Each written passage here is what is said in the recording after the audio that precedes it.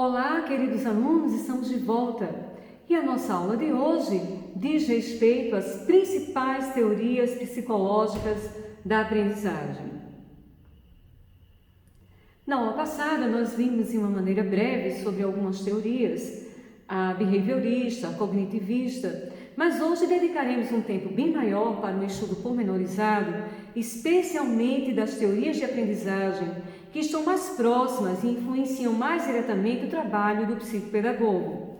Nós temos a teoria associacionista ou comportamentalista, que vai lembrar um pouquinho daquela resposta de comportamento modificado sempre que há uma nova aprendizagem. E a teoria número 2, que é a teoria cognitivista, trazida pela contribuição de Jean Piaget, e esta estudaremos detalhadamente a partir de agora. Então, Jean Piaget traz para a gente um modelo psicogenético, também conhecido como construtivista, né? Para ele, a ideia do desenvolvimento da inteligência é bem plausível.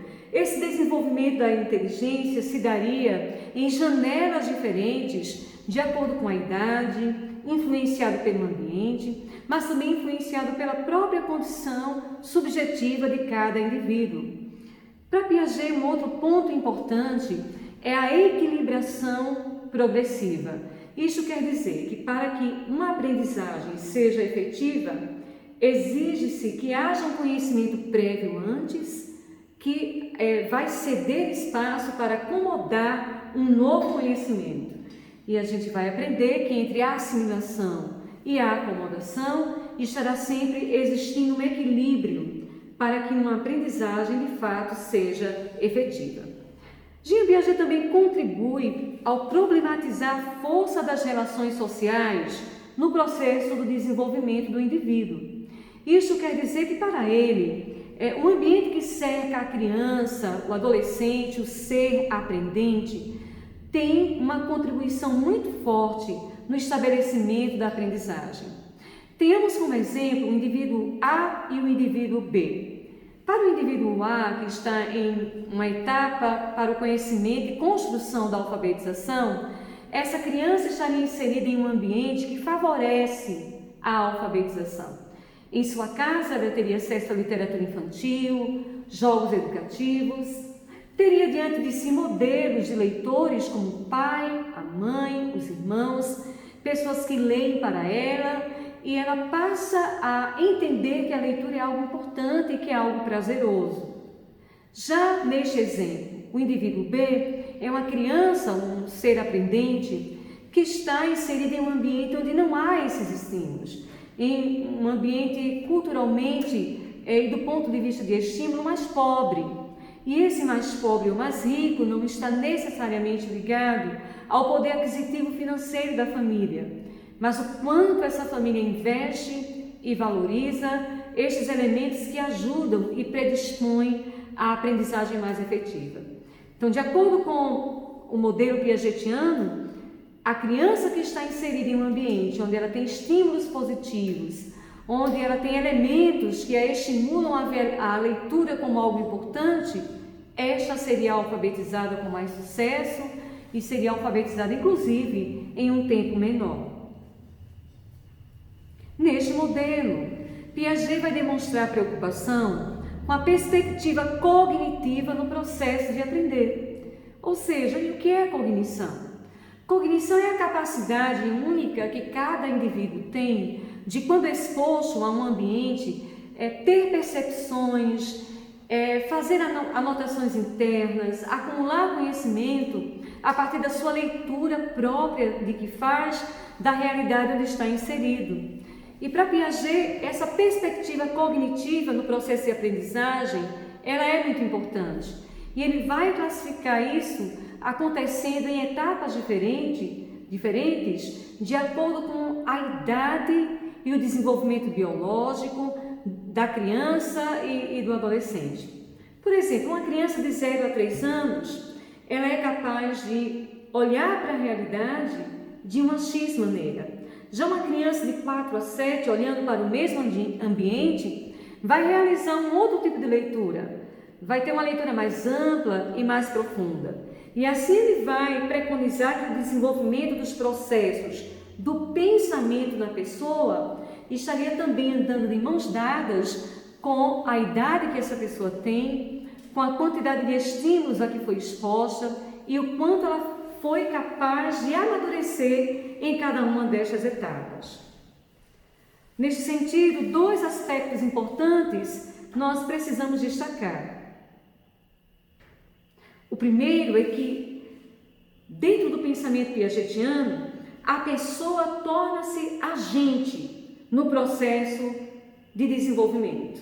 Não um agente passivo, mas um agente realmente que participa, que constrói, que contribui a partir dos seus próprios substratos pessoais. Um outro aspecto destacado é que a mudança qualitativa do pensamento vai acontecendo ao longo desta evolução. A maneira como uma criança, um ser aprendente, via o mundo, observava as coisas em uma etapa anterior, ela é modificada, ela é alterada de acordo com as novas aprendizagens e também as novas etapas que o desenvolvimento dela vai trazer. Para Piaget, esse desenvolvimento do pensamento está relacionado diretamente aos estágios de desenvolvimento cognitivo. Então, estudando essa teoria, você vai perceber que Piaget vai propor várias classificações, 0 a 3, 4 a 7, de 7 a 11, e dentro dessas etapas, os estágios de desenvolvimento vão tornando esse ser aprendente capaz de elaborar melhor, saindo da elaboração dos conceitos tidos como concretos, mais simples, para a capacidade de elaborar conceitos mais complexos e mais abstratos. Cada estágio é construído a partir do estágio anterior. Então, nós podemos admitir o exemplo da construção de uma casa.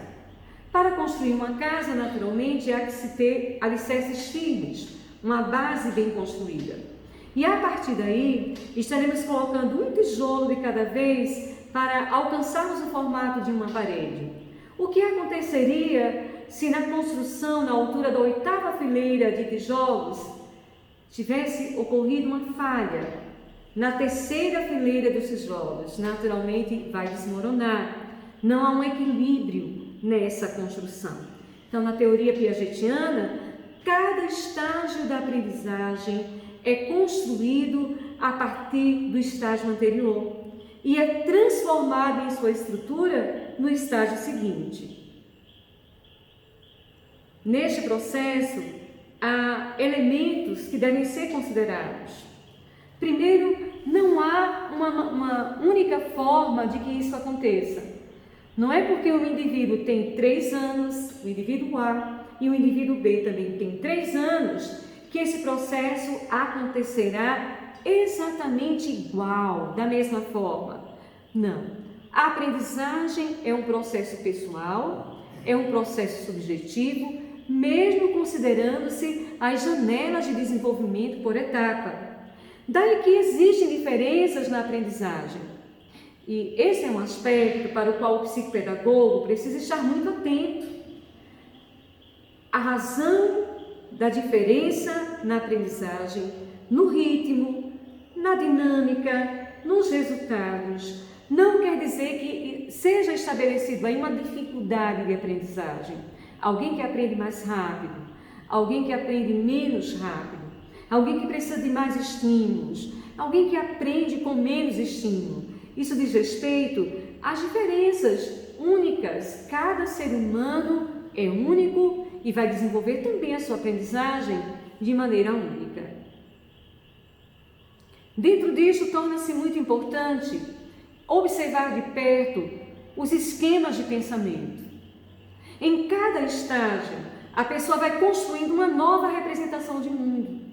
A leitura que o indivíduo faz do ambiente que o cerca aos 14 anos É diferente da leitura de mundo que ele mesmo teria feito há 10 anos atrás, quando teria então 4 anos de idade, né? Essa nova forma de compreender e interpretar o que se passa à nossa volta tem muito a ver com as etapas do desenvolvimento biológico e cognitivo, mas também com a aprendizagem.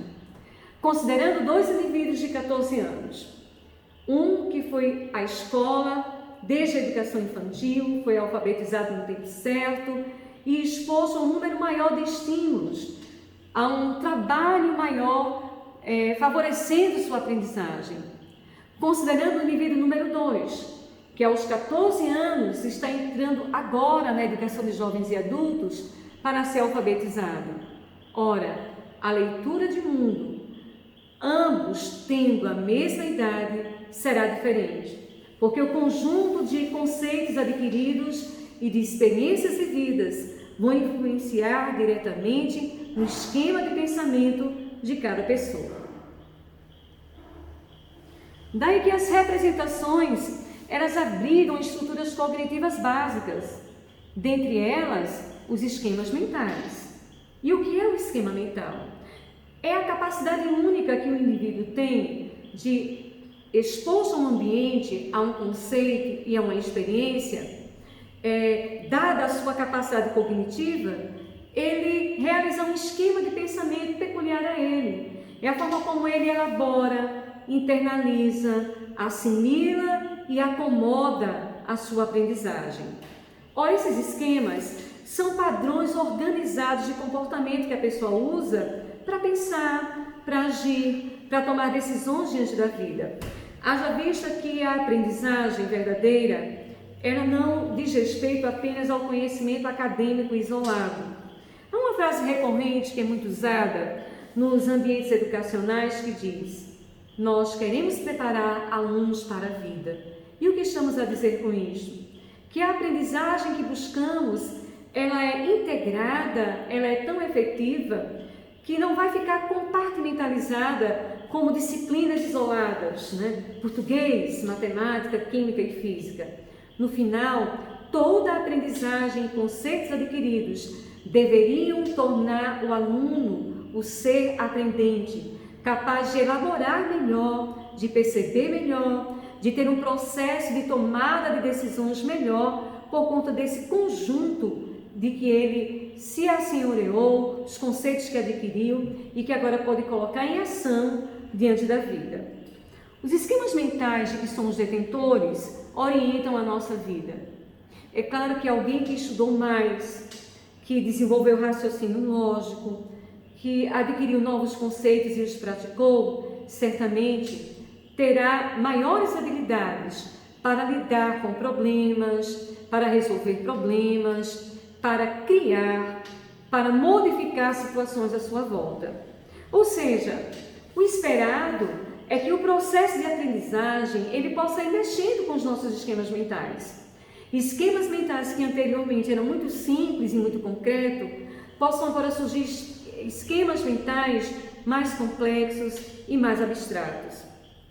Essas aprendizagens, quando de verdade efetiva, elas vão representar alterações em nossos padrões de comportamento. Opa, podemos lembrar agora, alterar padrão de comportamento, isso não faz parte da teoria behaviorista? Sim, é verdade.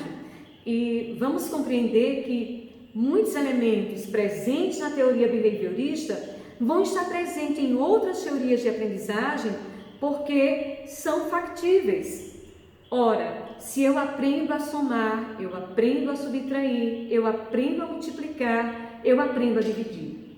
Mas se eu não sou capaz de dominar o primeiro conceito, que é de adição, dificilmente eu poderei elaborar outros conceitos mais complexos.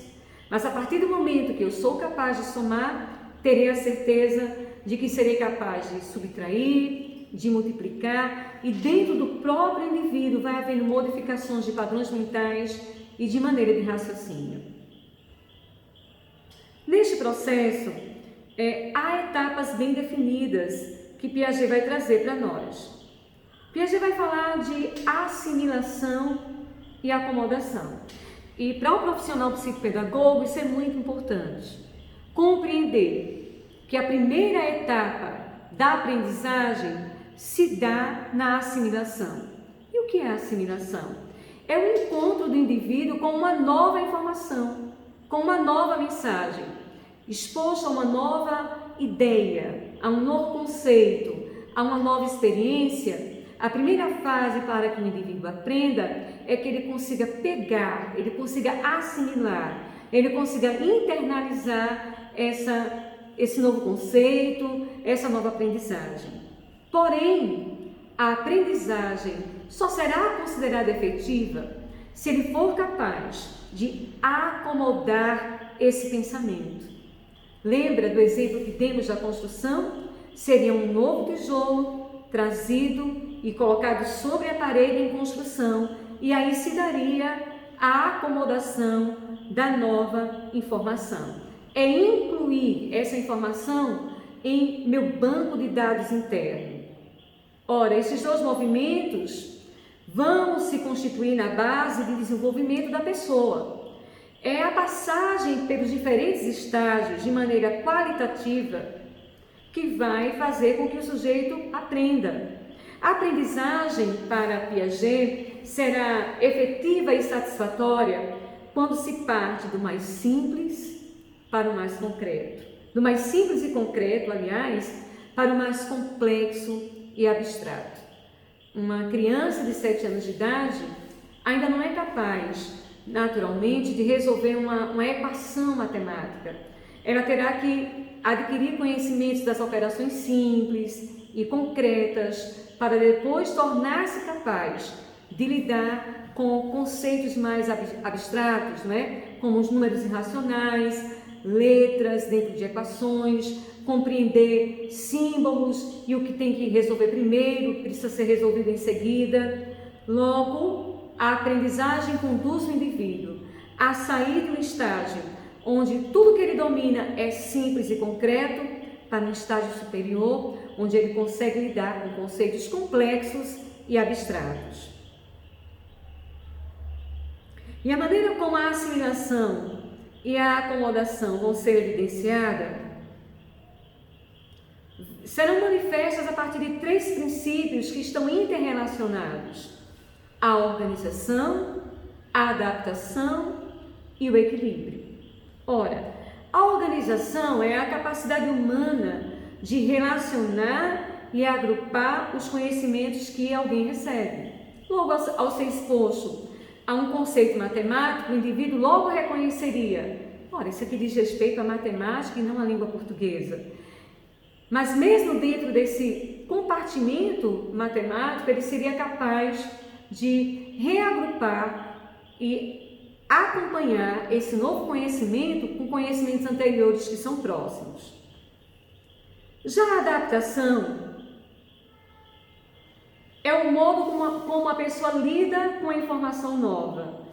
Não é apenas necessário receber o conhecimento e acomodá-lo, mas para que a aprendizagem seja efetiva, eu preciso adaptar esse conceito e saber como a partir de agora, onde, quando, como e por que eu posso me utilizar dele. Já o equilíbrio, ele é buscado em função de ter acontecido a assimilação e a acomodação de novos conhecimentos. Portanto, é possível perfeitamente dizer que sempre que há uma aprendizagem, primeiro o indivíduo assimila, depois ele acomoda, equilibra esses dois conhecimentos para estar pronto para uma nova etapa de aprendizagem. De que maneira a teoria de Piaget, então, traz uma contribuição para a prática pedagógica e psicopedagógica escolar? Temos algumas reflexões importantes. Primeiro, precisamos ser capazes de conhecer o padrão de comportamento dos alunos. É a partir desse reconhecimento de como o meu aluno se comporta diante da aprendizagem, de quanto estímulo ele precisa, de que tipos de estímulos ele necessita para assimilar, acomodar, equilibrar novos conhecimentos, que o psicopedagogo é capaz de realizar interferências, de realizar aportes, suportes e ajudar para que um planejamento de aprendizagem efetivo possa acontecer. É necessário também estar atento ao valor da afetividade, que estará sempre presente no processo de ensino. Isso é muito claro para nós. Nós aprendemos com mais facilidade aquilo de que gostamos e muitas vezes até se torna mais fácil aprender uma disciplina através de um professor com quem nos identificamos e passamos a gostar também. Logo, para o psicopedagogo, é fundamental perceber o quanto o ser aprendente que está diante dele gosta, não gosta, se identifica, que dificuldades ele tem e como está acontecendo o processo de afetividade ao longo do caminho da aprendizagem. Ora, a aprendizagem pode gerar conflitos. Todas as vezes em que o ser humano se depara com algo novo, ele tem meio que uma resistência, porque o novo às vezes amedronta, o novo desafia. E para que a aprendizagem seja bem sucedida, tanto mais eu consiga suavizar esses conflitos e investir e dialogar e estimular para que o ser aprendente minimize o conflito e estabeleça a aprendizagem, melhor e mais bem sucedido será este processo. Há também a importância das questões éticas que dizem respeito ao processo educativo. Ainda que Piaget tenha classificado por faixas etárias e de desenvolvimento a aprendizagem, não significa que todas as pessoas com uma determinada idade vai aprender do mesmo jeito, da mesma forma e no mesmo tempo. Precisamos considerar que o tempo, a fluência, o modo de aprendizagem é único para cada ser humano. Um outro fator a considerar, e que geralmente é alvo de muita controvérsia e confusão até, é que a teoria de Piaget ela não é um método de aprendizagem. Ela é uma referência que vai iluminar a prática do educador. Como é que eu posso proceder para promover a assimilação dos conteúdos? Que métodos são mais adequados e são aqueles que mais atendem à necessidade dos alunos, dos processos de ensino e do próprio professor? Então, pensando nisso, eu recomendo que o psicopedagogo possa estudar, se assenhorear e desenvolver o seu olhar avaliativo, a percepção da necessidade de intervenção a partir da teoria piagetiana. Até mais, nós nos veremos no próximo vídeo com uma nova teoria da aprendizagem.